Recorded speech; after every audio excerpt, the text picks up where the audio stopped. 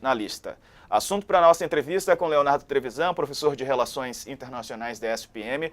Hoje comigo o colunista Thales Faria, o comentarista Ricardo Couto. Uma ótima tarde aos três, sejam bem-vindos. Professor Trevisan, a gente está vendo um chá de cadeira, um chá de espera e de muita ansiedade, né, por parte dos brasileiros. O senhor entende que isso é uma retaliação ao governo brasileiro, ou pode ser uma retaliação, professor? Olha, sem dúvida nenhuma, né? Essa angustiante espera, ela está funcionando como alguma retaliação, né? As posições do Brasil, elas acompanham, de algum modo, vamos ser sinceros, né? Elas acompanham, de algum modo, a maioria dos países representados na ONU, né? Nós tivemos 120 países na ONU votando exatamente por uma pausa humanitária, votando exatamente por uma libertação dos reféns e por uma libertação dos repatriados, por uma repatriação. Está tudo lá. Né? E 46 abstenções. Né? Na prática, quando se olha, foram só 14 votos efetivamente contrários. Não há dúvida nenhuma que o mundo está dando um sinal. Né? Esse sinal tem que ser compreendido. Né? Agora, é também verdade, né, que Israel tem colocado muito claro que não vai aceitar o cessar-fogo, né? Até mesmo para emissários com o poder do secretário de Estado americano, ou mesmo em conversas diretas com o presidente Biden. Então, de alguma forma, parece claro, né, que nós temos sim, se não é uma retaliação, nós temos sim uma cara amarrada de Israel, bem no nosso estilo, né, que está dizendo: não vou fazer o que vocês querem. Como é que você está vendo tudo isso e a possibilidade também de brasileiros saírem amanhã, mas ainda nada confirmado oficialmente, né? Boa tarde para você. Eu não ouvi. É comigo ou é com o Couto? Eu não ouvi o início. Agora, vamos contigo então, Thales. Boa tarde para você. Como é que você está vendo tudo isso? Olha, deixa eu lhe dizer. Primeiro, eu estava dizendo ao Couto aqui há pouco tempo que eu não acreditava que fosse possível que Israel tivesse fazendo uma retaliação dessas, colocando em risco os brasileiros. Isso é a primeira coisa. A outra coisa é uma informação. A informação que eu tenho do Palácio do Planalto é que já estava chegando a um nível de irritação muito grande do presidente Lula com essa retaliação. Se ela continuasse, partindo do princípio de que não continuará, se ela continuasse, haveria risco de o Brasil tomar atitudes mais drásticas. Há ainda uma outra questão que pode vir a se constituir num grande problema entre Brasil e Israel. Israel está dando mostras, há setores da diplomacia preocupados que Israel esteja dando mostras de que, depois de sair, tirar todo mundo e exterminar o Hamas, como Netanyahu fala, eles queiram ficar em Gaza, se manter em Gaza. E se isso ocorrer, o Brasil vai se colocar contra. Veja bem, o Brasil foi um dos países que ajudou muito na criação do Estado de Israel. Foi importante a participação do Brasil. Oswaldo Aranha é reconhecido pela comunidade judaica como um representante do Brasil na ONU que foi fundamental para ajudar na criação do Estado de Israel. Se Netanyahu quiser manter a ocupação de Gaza depois dessa guerra indefinidamente, o Brasil, o governo brasileiro, vai se colocar terminantemente contrário, havendo risco até de rompimento. Isso é uma outra questão que está aí no ar, porque eles já estão tirando da parte norte de Gaza todo mundo. O Netanyahu já mandou sair da cidade de Gaza todos os palestinos, estão descendo todos para o sul e vão a ideia deles parece, o que está parecendo, é tirar todo mundo. Aí é uma loucura, né? É tomar Gaza e ficar em Gaza. O Biden também já avisou que não considera uma boa atitude de Israel a ocupação definitiva de Gaza, se isso estiver passando pela cabeça do Netanyahu. Couto, e você, como é que vê tudo isso? Boa tarde, amigo. Olha, depois de muito tempo, boa tarde, Diego, boa tarde, professor Trevisan, meu colega Thales. Depois de muito tempo, nós temos a oportunidade de abrir o jornal com uma boa notícia, né? Não dá mais para aguentar tanta notícia ruim que tem no mundo, né? Está aqui no mundo. Essa é uma ótima notícia, mas ela não termina na volta dos brasileiros, né? Essa crise do Brasil com Israel está aberta, né? E aí tem várias possibilidades, que é inexplicável o que aconteceu, sabe? Aí não é uma questão política, ideológica e tal, é uma questão humanitária, sabe? Chegou a um limite que nenhum país pode aceitar o que Israel fez com o Brasil. Se isso ficar realmente comprovado pelos meios diplomáticos, caberá ao Brasil ou tirar o embaixador de Israel, de Tel Aviv, ou romper relações em último caso. Porque ele não pode admitir de jeito nenhum isso que aconteceu. Além do que o professor Trevisan falou, que da votação na Assembleia Geral da ONU, né, que foi uma lavada, e só poucos países, acho que 14 países, né, que o Trevisan falou, votaram contra.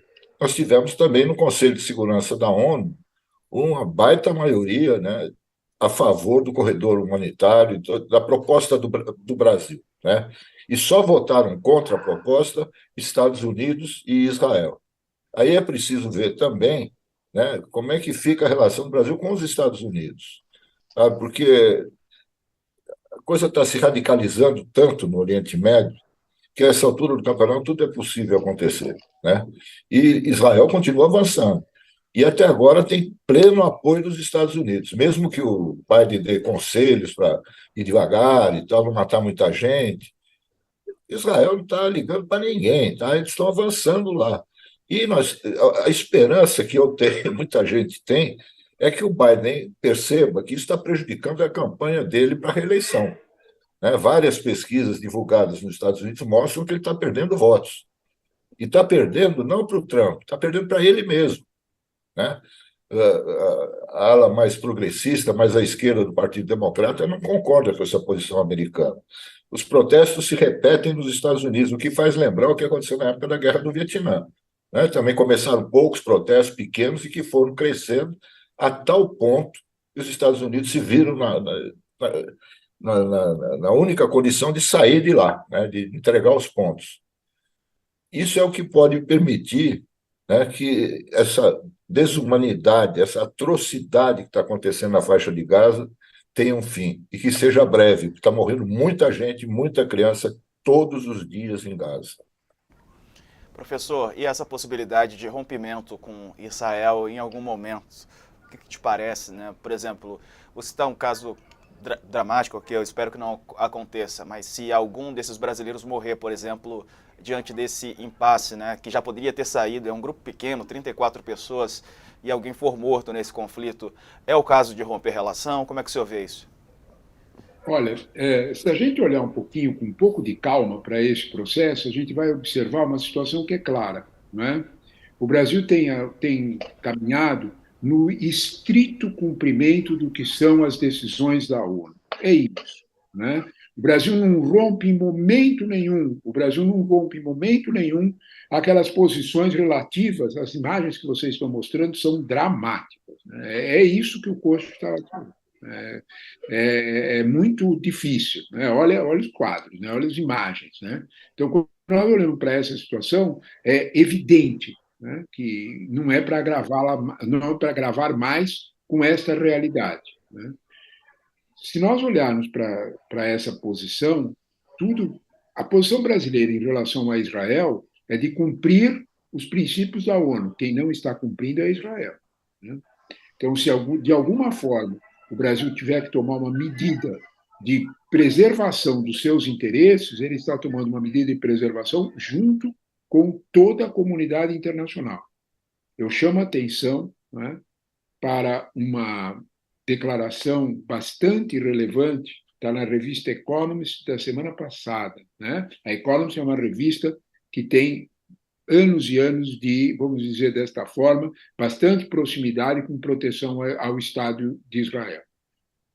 ela entrevista um oficial general israelense e o oficial general, a revista Economist, né, avisa com todas as letras: a solidariedade internacional a Israel tem limites. É disso que nós estamos falando. Né? Eu acho que é disso que nós estamos falando. Quer dizer, há um ponto de inflexão. Todos nós queremos exatamente o direito para as duas partes, né? Mas desde que todos os princípios da ONU sejam respeitados, né? Se esses princípios estão sendo desrespeitados, nós vamos acompanhar uma certa maioria. É disto que fala esse oficial general, não identificado pela Economist, né? Mas que é muito claro o aviso, né? Solidariedade internacional terá limite, né? E isso não pode estar fora das conjecturas e da perspectiva política do governo de coalizão israelense. Isso é indiscutível, né? E a reação do Brasil numa situação como essa será bastante compreendida pela comunidade internacional, sem dúvida nenhuma. Professor, além desse problema com os reféns, o senhor acha que é possível que Israel esteja querendo permanecer definitivamente em Gaza, ocupar Gaza e mandar colonos, como fez na Cisjordânia? E se isto ocorrer, qual deve ser a reação da comunidade internacional e do Brasil? Olha, essa pergunta, Thales, essa é a essência da situação, né? Porque, veja bem, nós estamos em boa companhia quando nós falamos sobre a dúvida que nós todos estamos apresentando, né? Que o general Lloyd Austin, que é secretário de Defesa dos Estados Unidos, fora esse cargo, ele foi um jovem tenente no Vietnã, comandante de unidade no Iraque, comandante de unidade no Afeganistão. Convenhamos, ele tem experiência, sabe do que está falando. O que é que ele disse? Né? Está no New York Times, na capa do New York Times de sábado passado, para quem quiser ver a fonte. Né? O general Lloyd Austin comunica que teve uma conversa com o seu homônimo, com o seu congênero, Yoav Galant, que é general israelense, ministro da Defesa de Israel, em que ele fez uma pergunta básica: qual é o plano de vocês? E o que vocês vão fazer no dia seguinte? Tá bem, vocês vão tomar Gaza. E daí? O que vocês vão fazer no dia seguinte? Vocês não têm um plano para o dia seguinte. É esta a questão. Né? Observe que o fato de que o primeiro-ministro Netanyahu ter dito ontem, né, como toda a imprensa internacional manifestou, que a vontade de Israel, o fato de Israel vai estar presente em Gaza. Vai estar presente como? Em que situação? Nós vamos criar a mesma situação que nós temos na Cisjordânia, de uma ocupação. O território é muito menor em Gaza. Então, quando nós olhamos para essa situação, nós temos que entender. E nós vamos fazer o que concretamente com aquelas 2 milhões de pessoas que moram em Gaza? Quando os meus alunos me perguntam sobre Gaza, eu falo para eles: olha, entenda bem do que é que nós estamos falando. Saia da marginal do Tietê, para quem está em São Paulo entende bem, saia da marginal do Tietê e vá até Jundiaí. São 41 quilômetros. Vai até onde a vista alcança na Anhanguera e você vai ter a ideia exata do que é Gaza. É isso. São 42 quilômetros por 6, 8 quilômetros, essa faixa, onde vivem em condições muito precárias 2 milhões de pessoas, 80% delas em situação de pobreza. Quando nós olhamos para um quadro desse, qual será o dia seguinte de Israel? A conjectura do primeiro-ministro israelense de que vai permanecer, sem dúvida nenhuma, despertou as piores memórias. Não, Thales, não em você, em mim, ou no Couto, ou no Diego. Despertou as piores memórias para o secretário de Defesa americano. Porque é um homem experiente. Ele viu exatamente o que aconteceu nesses 3 lugares. Nos 3, não é a força militar que decide. Nós esquecemos esse detalhe. A força militar é apenas meio, ela não é fim. A guerra nada mais é do que a continuação da política sob outras formas. Isso é tão velho, bastante, mais de 200 anos. É nesse quadro, talvez, que a gente tenha que pensar que nós estamos chegando num momento realmente de inflexão, né?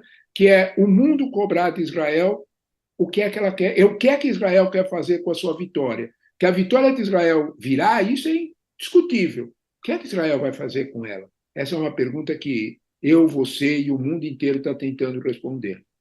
Professor Trevisan, eu gostaria de fazer outra pergunta para o senhor. Além da questão da eleição nos Estados Unidos, que certamente vai influenciar o presidente Biden, há uma situação complicada do Netanyahu em Israel, né? Sim, sim. Os protestos lá também acontecem quase todos os dias, a gente vê muito pouco, mas tem todo dia protesto contra ele lá. O senhor não acha que isso que ele falou ontem, ele entrou no modo desespero? Quer dizer, ele já não pensa nem militarmente, nem politicamente, nem diplomaticamente, ele está no modo desespero, porque não tem a menor condição de Israel ocupar Gaza militarmente pelo resto da vida. Pois é, isso não existe. Você toca no ponto central, né? Porque quando esse problema já está acontecendo com Blinken, com o secretário de Estado Antony Blinken, que já percebeu exatamente essa situação, né? Qual é o peso político efetivo do interlocutor Netanyahu? Essa é a tua questão, Couto, né? Qual é o peso político? Ele fala efetivamente por todo Israel, né? Essa é uma questão. Né? Porque, é claro, evidentemente, com o ataque do Hamas, Israel se uniu para a resposta. Isso é notório. Né? A gente nunca pode esquecer que, assim que a notícia foi dada de que havia o ataque, imediatamente todos aqueles militares que tinham dito nós não vamos servir sob Netanyahu foram os primeiros a se apresentar, dizendo que o recado era claro. Uma coisa é Netanyahu e as suas decisões sobre a Suprema Corte, outra é o Estado de Israel. Isso é uma situação. Será que hoje, quando nós olhamos para o governo de composição, que é disso, é um governo de coalizão, que não é bem de coalizão, foi uma coalizão muito relativa, porque um dos principais concorrentes na próxima eleição, Lapid, Yair Lapid, não aceitou participar do governo. Exatamente porque ele queria que alguns ministros muito radicalizados, ultra-ortodoxos, não falassem por Israel. O problema é que a sobrevivência política, teu ponto é essencial, a sobrevivência política de Netanyahu é dependente exatamente desse pensamento ultra-ortodoxo em Israel. É esta situação que é muito complexa, é esta situação que é difícil de ser resolvida. Se a história ensina alguma coisa sobre períodos de guerra, a gente sabe perfeitamente que a briga política em um dos lados é um grande complicador. É um grande complicador para que a guerra continue. Porque Netanyahu, evidentemente, hoje, não só precisa da vitória, mas ele precisa de uma posição sobre essa vitória radicalizada para se manter no poder. Isso é indiscutível, isso qualquer criança é capaz de ver. Então, de alguma forma, quando nós olhamos para isso, isto contém um risco político, desculpe, que é maior que o risco militar. É esse o recado do general Lloyd Austin, que indiscutivelmente sabe do que está falando. Imagine o volume de informações que o secretário de Defesa americano tem sobre o quadro. Essa preocupação que ele revela é uma preocupação muito densa e, de certa forma, é a preocupação constante. Eu chamo a atenção para um dado sobre votos na ONU que é muito importante. Na hora da votação sobre se Israel devia aceitar a pausa humanitária, o cessar-fogo, a repatriação, os Estados Unidos votaram contra, aqueles 14 países votaram contra, mas um dos principais aliados de Israel, um dos principais aliados dos americanos sempre, que é o Reino Unido, United Kingdom, votou pela abstenção. Isso é um recado fundamental. É aquilo que disse o militar israelense: a solidariedade terá limites. Já teve.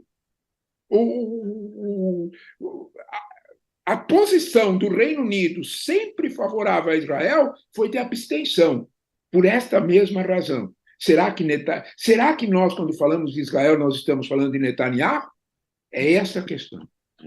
Israel que deu aos civis, disse, né, para os civis que ainda estão lá presos dentro da cidade de Gaza, que foi cercada, como a gente está falando, um prazo de 4 horas. 4 horas para que eles saiam hoje, né? Os moradores que fugiram da cidade disseram que passaram por tanques em posição para invadi-la, né? Israel disse que as forças cercaram a cidade de Gaza. Vou lembrar que lá são mais de 2 milhões e 300 mil habitantes.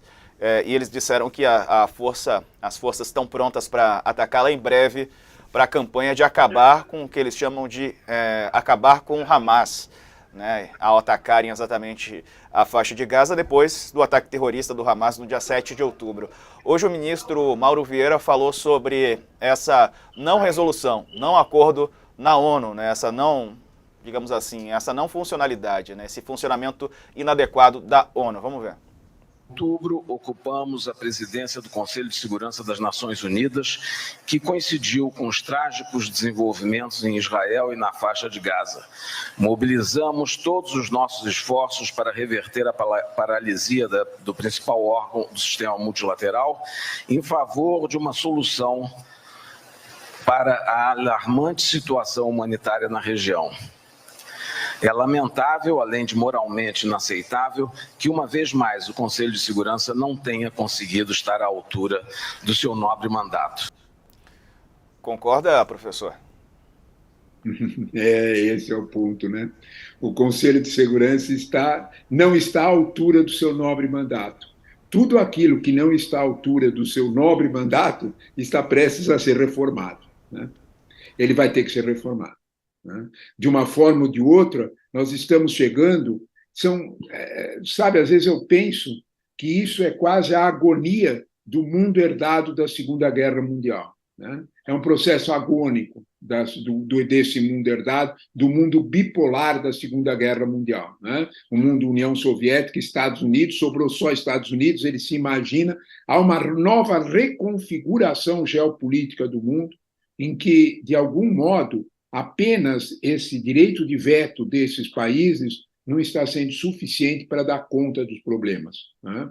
Um importante articulista do Financial Times escreveu um artigo ontem no jornal fazendo um alerta, não é, de que talvez este seja o ponto de inflexão de uma concepção de organização do mundo. Talvez ele tenha razão, né? Porque, de algum modo, quando a gente olha para essa realidade, o que a gente observa é que está insuficiente. É exatamente o que disse o Mauro Vieira, né? O Conselho de Segurança está aquém.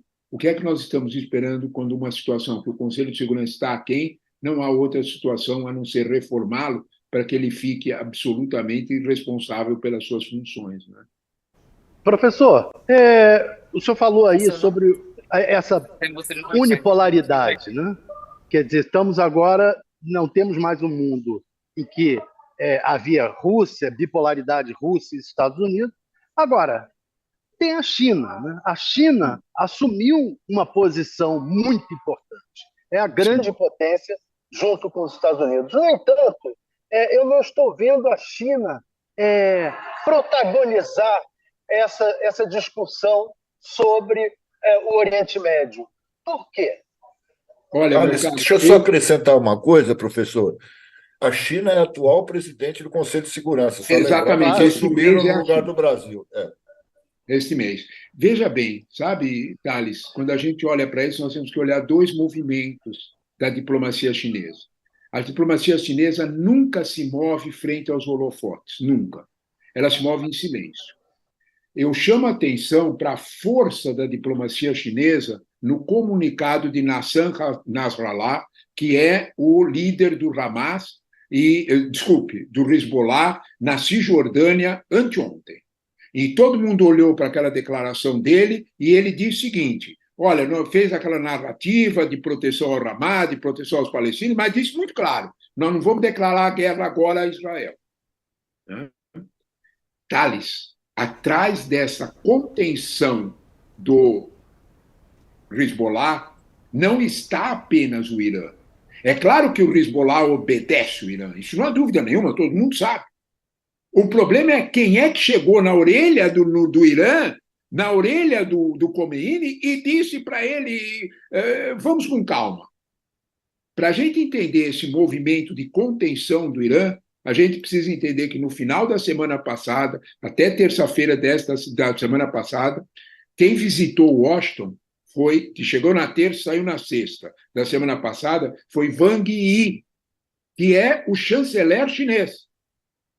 E a diplomacia americana contou e recebeu a confirmação da ajuda, contou com a ajuda da China para conter os ânimos no Oriente Médio. Se você me perguntar, quer dizer que então China e Estados Unidos de repente ficaram amiguinhos? Não, não, não, não. Não se trata disso. Se trata do bolso. Se trata daquela parte mais sensível de qualquer ser humano. A China e os Estados Unidos têm um enorme problema. Conter a crise econômica. Todo mundo sabe o tamanho que está lá fora. Se o petróleo bater em 120 ou em 140 dólares, esta situação fica muito mais difícil, tanto para americanos, para a reeleição de Biden, como para chineses, para fazer a China voltar a crescer como eles precisam. Isso, num primeiro momento, uma crise internacional, com o petróleo subindo, significará contenção econômica por todos os lados, menos exportação chinesa. A China está agindo, sim. Está agindo fora do holofote, consoante a relação americana, mas cautelosa. E também está, de alguma forma, bastante preocupada com a atitude de impossibilidade de chamar à mesa de negociação das autoridades israelenses. Esse ponto é notório. Observe que a China, a questão de 2 meses atrás, chamou para a mesma mesa algo que, para mim, eu imaginava que nem meu neto ia ver isso. Numa mesma mesa, o chanceler iraniano e o chanceler saudita sentados, dando a mão. É claro que olhando para os dois com aquela cara feia dele, com aquela cara... Estava o Xi Jinping. Os dois precisam da China. Todas as vezes que meus alunos me perguntam de China, eu lembro para eles que os Estados Unidos têm um PIB de 23 trilhões, mas o PIB da China é de 18 trilhões. E eu peço que eles somem a quantidade de países ricos que precisam para dar 18 trilhões.